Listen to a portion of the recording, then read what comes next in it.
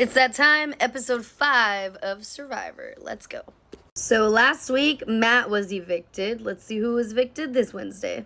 Evicted, voted off the island, whatever. When they get back from Tribal and they're sitting there coddling Jason, he's on the bottom. He got the votes, and everyone's like, oh, here, let's give you hugs. It's okay. No, it's not. He's on the bottom. Everybody talking about, let's get to the merge now. Yay. All hunky-dory. It's not, though. Jason's in trouble. He is the only one from the old Hina tribe, and with them doing that chant coming in before they made the tribe swap, he's in trouble because he was a part of that chant, so it is obvious where his loyalty lies. And has anybody seen the discourse online going around about Shannon and how over-dramatic she is and how fake she is? If nothing else, she's polarizing, so she's definitely getting people's attention. But a couple of the people on the island have already called her out. Sage, Steven, Savannah clocked it at the beginning too. So we'll see how long the woo-woo lasts for her. This girl is literally talking to Steven. And he doesn't like her. Not that he doesn't like her. He doesn't trust her because he thinks that she's fake. So Shannon's going to get herself in deep trouble because they have already clocked the fact that she's a little fake. But the spiritual, overlay that she's putting on top of everything and, how thick she's laying it on, it's bothering people. It's rubbing them the wrong way. But she's also playing a little too hard, a little too soon. They just hit this beach. And there's already people who don't have a good vibe with her. So with her playing as hard as she is, she's going to get herself in trouble. I really feel for Christina because this is when the game gets hard, is once you've made those emotional connections with people, you're still playing a game and you might have to vote them out. So how do you navigate those feelings and cutting those feelings off and just being cold-hearted enough to go to the end and win? They're literally talking about their favorite Pokemon. Jason and Jawan. Jason likes Mudkip, and Jawan likes Totodile. And then Cyndaquil is the other one that's his favorite. That's so funny. My favorite is Dragonite. Oh my god, Jawan took her water bottle. Savannah's water bottle. And this is not the first time he took her bag. She's so irritated. Oh no. And this is honest mistakes this guy's making. And I wonder if it's because of the lack of food. She's not giving any. Ooh, she says now they're beefing. Yikes. Uh-oh. And Jason's like, just her stuff? That's weird. It seems like it's premeditated, or intentional. Sage is cracking me up. She is over Shannon. Sage is really calling her out. And I love this because it's in the little confessional individual talks. She tries to do whatever she can to connect with anybody, and Sage is seeing it and calling it out. That's 2 people that have called her a shark now. Sage called her a shark, and so did Steven. Hey, at least they're telling us in the confessionals their train of thought, because otherwise we'd be like, oh, do you guys not see what we see? They do, and they're trying to clue us in as viewers that they also see it. Oh, shit. Sage is overhearing Alex and Steven talking. Oh, my God. She told them that, hey, I can hear you, essentially. So now they brought her into the convo. She's like, oh, my God. She's acting like she's surprised. They're all literally talking about it now, finally. Sage is freaking out. She's like, oh, my God, it's about time. She called her a shark openly to Steven and Alex. She's playing on people's vulnerabilities. That's exactly what she's doing. They told her that she was okay with voting out Sage. Oh, she's excited. Oh, she just lit a fire under her ass. They're talking about watching mukbangs. That's so funny. A lot of people do watch it. I like the mukbangs too. I like to do them. I think it's funny. My husband does too. Ooh, they got a letter off of a boat. What do we got? One person's got to go get on the boat. MC is going out for their team. Oh my God. Jawan shifted that around to where Nate won purposefully. He intentionally put the white rock on top so that Jason and Savannah couldn't go. So now Nate is going on the little off-road water boat adventure as well. Now, this is really cool for Jawan. For people who don't watch Survivor, that was a tribal cancel. That was a final move. I don't know how to explain this. That was a move that you make to bank to explain when you're at the final 3 why you should win. That was a Survivor winning moment right there, what he just did. Okay, so it looks like they have to move sandbags and work together before the timer runs out. If they finish, they get their tribal council vote. If not, they lose their vote. A whole lot of sandbags on the sandy beach with the timer that's running out very quickly. Those sandbags have to at least be 20 or 30 pounds each. And there's probably about 100 bags, like she said. They are working really well together, and if they can successfully complete this, that will solidify some type of bond, relationship, potential alliance for once they do come to the merge later on. And MC already has the Beware advantage, so she doesn't have a vote at the moment. So she's essentially double digging herself out of the grave right now, trying to get her vote back. They're doing really well. It looks like about half of the time has gone out, and they're about halfway through, but they are slowing down. Nate is smart because he's starting to get tired, so he's trying to bond. He's trying to get personable with her and relatable and get, again, that bond built. So here they are talking about how much suffering they're doing on the hot beach, moving these sandbags, and all they want to do is take a nap. And quite literally everybody else on the tribe is back at camp taking a nap. Uh-oh, MC just saw a note. She called Nate back. She's like, hurry, get back here, get back here. Hidden nearby under a rock inside the canopy of trees is an advantage, but only one person gets it. Oh, the other person has to finish the sandbags on their own in order to keep their vote, but if the other person finds it, then they just get their vote. Oh my gosh, so if the timer runs out and they haven't finished it on their own, they lose their vote. So now at this point, do they risk going and looking for the advantage, or do they just finish? Yeah, that's smart. So Nate basically pitched, let's finish all of the sandbags. We're both guaranteed to have our vote. Leave one for the last person to move their sandbag, and then it leaves it till the very end for them to go search for the advantage. This was very smart on Nate's part. MC would have taken him, and if she would have just, trusted herself and gone for it, she could have had it. All right, they're looking for the advantage. They dropped the last sandbag off about 3/4 of the way across the finish line. And now they're searching the forest. Oh my gosh, he's telling her that we're running out of time. Uh-oh. Nate basically got her back, and she's tired, and they ended it. No one found the advantage. Oh, here they go. Sage is like, time to gameplay. Shannon walked off on her own, and she's with the rest of the tribe. She's pitching her. Oh shit, she just told the whole tribe that Rizzo has the advantage.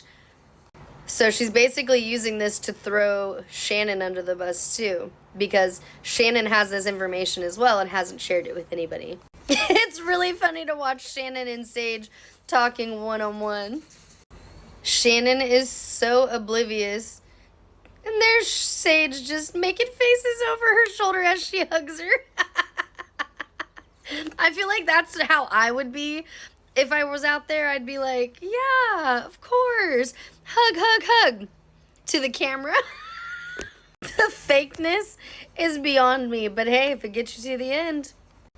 So Nate basically told them that it was just keep your vote or lose your vote. He didn't even mention the advantage part. Told them that there was not an advantage part. So I wonder if he's going to tell Jawan about that later on.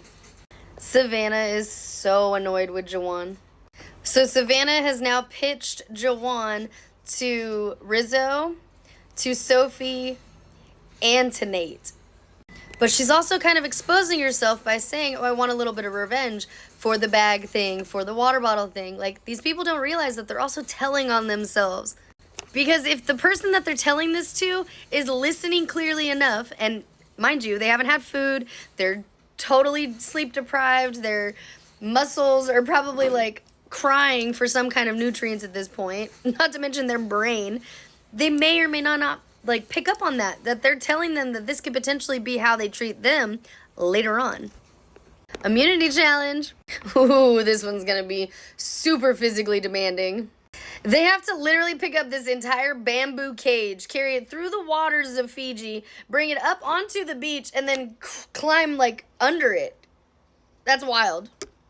And then they have to shoot 3 baskets to win. And of course, this is to determine who goes to tribal council, but there's also a reward. They can hear the chickens clucking already. That's pretty cool. So the live chickens have been offered up as a reward, of course, to whoever which team wins.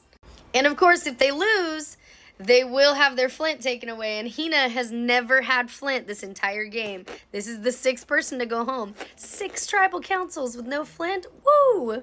Oh, I love it. Christina's so smart. She is sat out on the bench as the only person sitting out. So she is scouring the bench right now while everybody is trying to swim to get to the cage thing that they have to carry.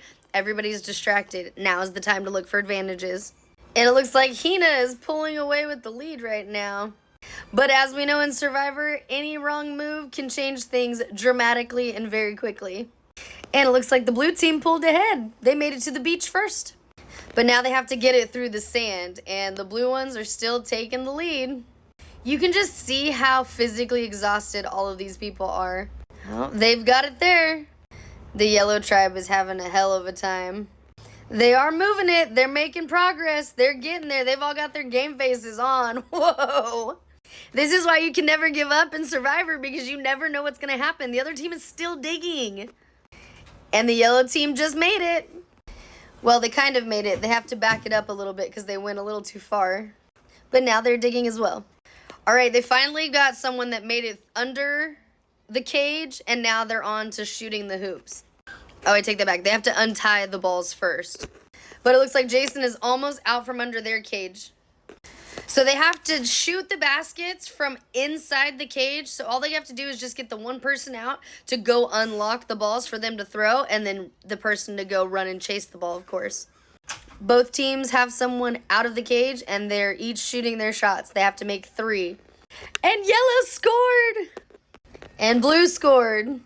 And blue scored again. Oh, yellow just missed. Ouch, Sophie got hit in the face. They made the second one. Each team is on their last ball. All they have to do is make it in the net.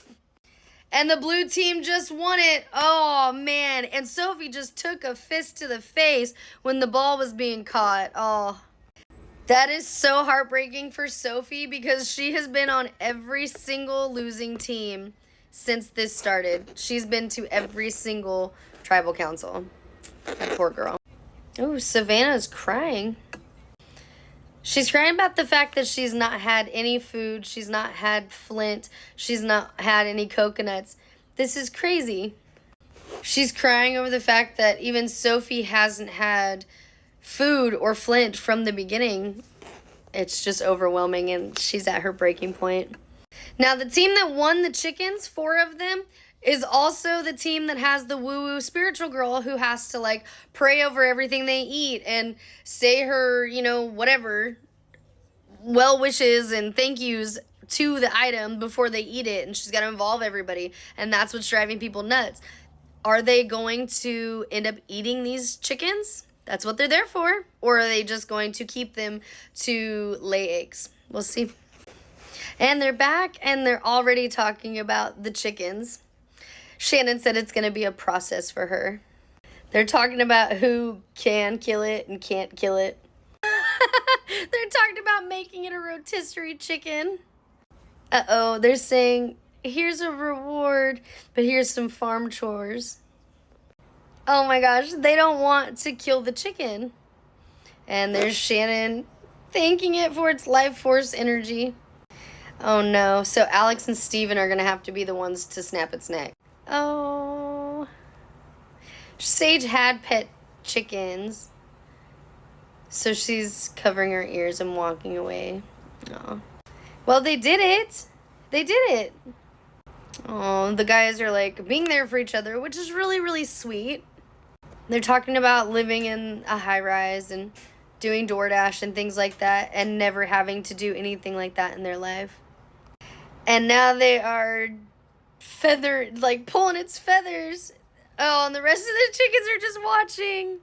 I'm loving this for Alex, though. He's like, to all the people who called me soft, are you on Survivor killing chickens? I can only imagine how Steven and Alex feel having accomplished that, but also there's the bittersweet part of like having to be the ones to actually physically do that. So Jawan and Jason are talking about possibly going after Rizzo.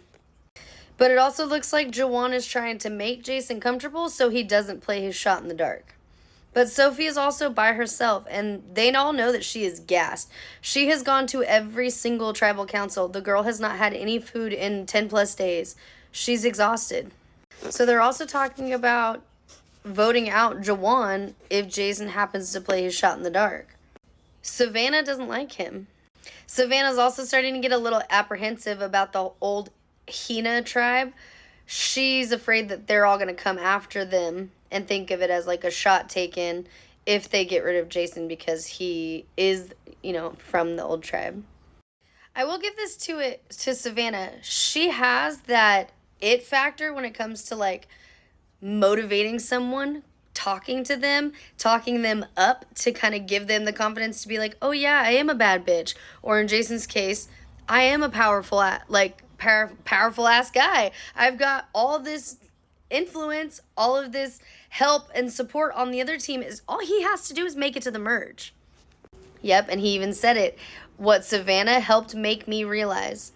But that also might have just ignited the spark for him to take it all the way, and that could go to her detriment.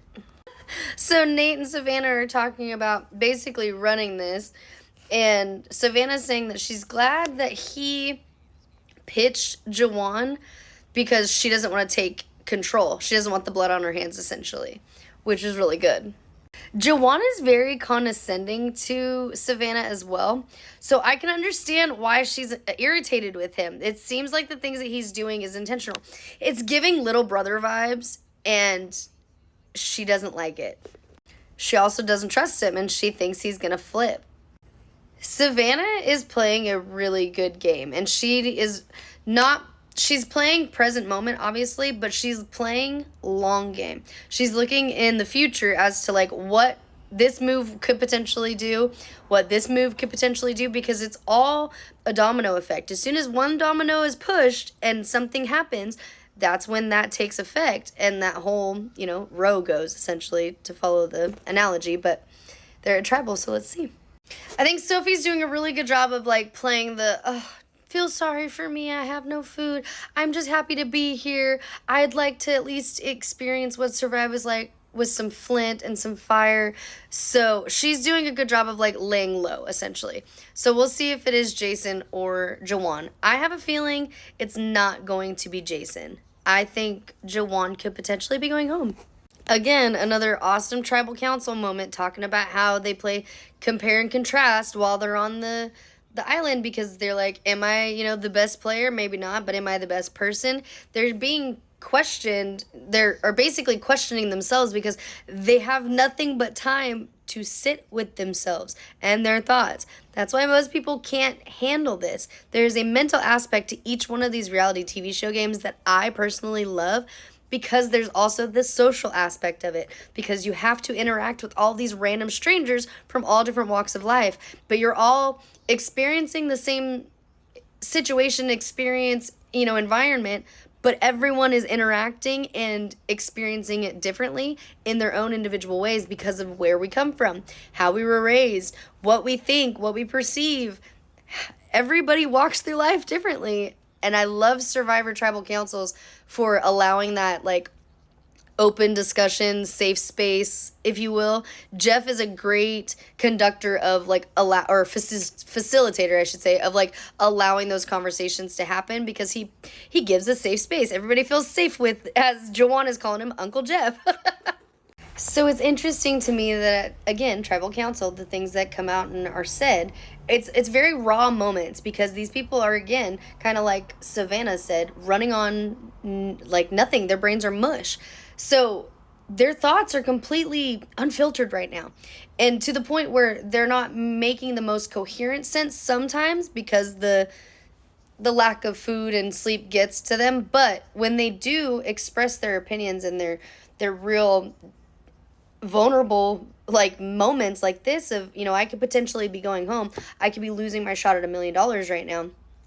They're tapping into whatever they've got left in the tank for that time being. And so with them, they said, Nate just said, sorry, I got a text message I thought I was waiting on. I got super distracted. Give me 1 second. Okay, so what I was trying to say was Nate had made a comment about if you can't be honest out here, then you're toast. Well, it's funny to me because this is one of the most dishonest playing games. You have to be dishonest and deceitful and strategic and a little maniacal at times and deceiving to make it to the end, more times than not.